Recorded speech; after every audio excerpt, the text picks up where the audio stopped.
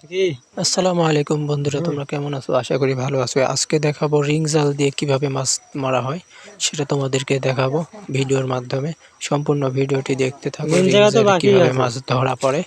তো রিং জালে সব কিছুই মাছ আটকা পড়ে, সব ধরনের সব রকমের মাছ আটকা পড়ে, এবং কি সাপ কুচো ব্যাং সব রকমের মাছ আটকা পড়ে। সবাই দেখতে থাকো।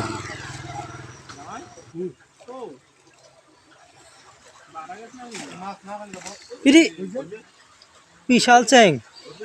আরে শোল রে